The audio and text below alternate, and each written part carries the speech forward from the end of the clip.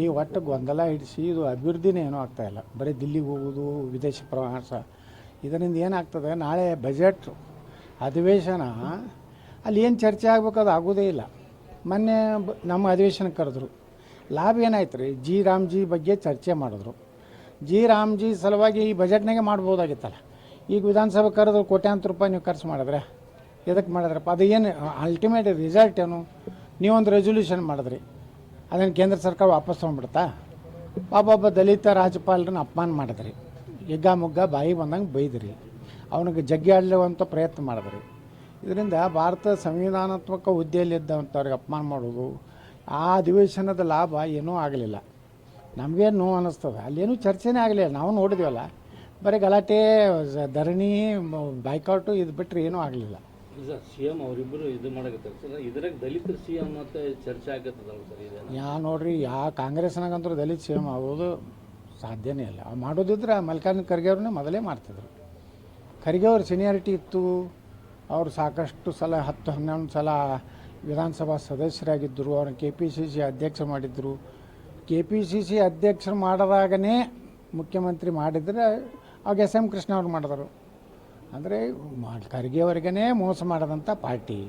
ಇನ್ನು ದಲಿತರು ಎಲ್ಲಿ ಆಗ್ತಾರೆ? ಇವರೇ ಇಬ್ಬರು ಜಗಳ ಆಡಕತ್ತಾರ.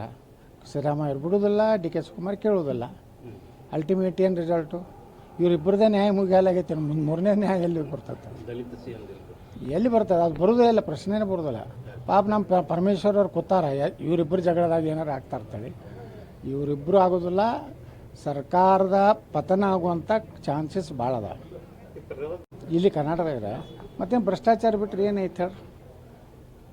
ಮೊನ್ನೆ ಹೇಳಿನಿಲ್ಲ ನಾವು ವಿಧಾನಸಭೆಯಲ್ಲಿ, ಸಿದ್ದರಾಮಯ್ಯವ್ರಿಗೆ ಹೇಳೀನಿ, ನೀವು ನಿಮ್ಮ ಮಗ ಬೈರತಿ ಸುರೇಶ, ನೀವೆಲ್ಲ ನಮಗೆ ಒಳ್ಳೆಯದು. ನೀವು ಹೆಚ್ಚು ಅವಧಿಗೆ ಮುಖ್ಯಮಂತ್ರಿ ಆಗಿರಿ, ದೇವರಾಜ್ ಅರಸರ ದಾಖಲೆ ಮುರಿದಿರಿ, ಹೆಚ್ಚು ಬಜೆಟನ್ನು ನೀವು ಕೊಟ್ಟಿರಿ, ಎಲ್ಲನೂ ಸರಿ.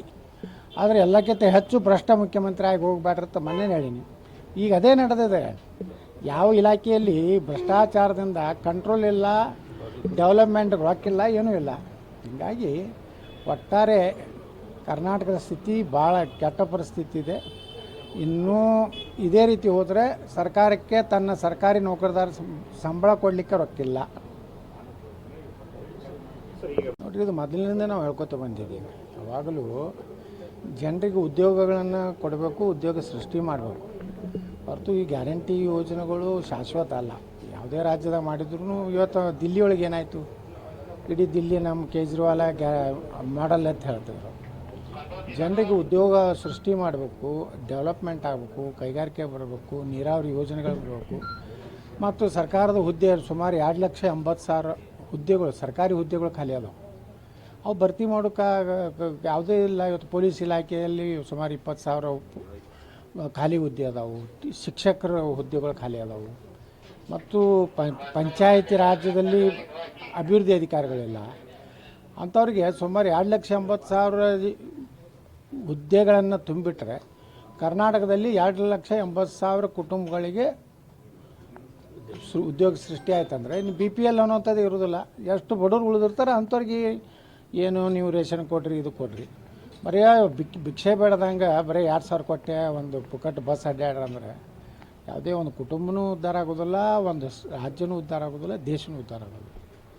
ಅದಾದ್ಮೇಲೆ ಸರ್ ಅಲ್ಲಿ ನಮಗೆ ಅಲ್ಲಿ ಪೂಜ್ಯರು ಮತ್ತೆಲ್ಲರೂ ಕೂಡಿ ಒಂದು ಅತ್ಯಂತ ಪವಿತ್ರವಾದಂಥ ಒಂದು ಪ್ರಶಸ್ತಿಯನ್ನು ಇದರಲ್ಲಿ ನಾನು ಆಯ್ಕೆ ಮಾಡಿದ್ದಾರೆ.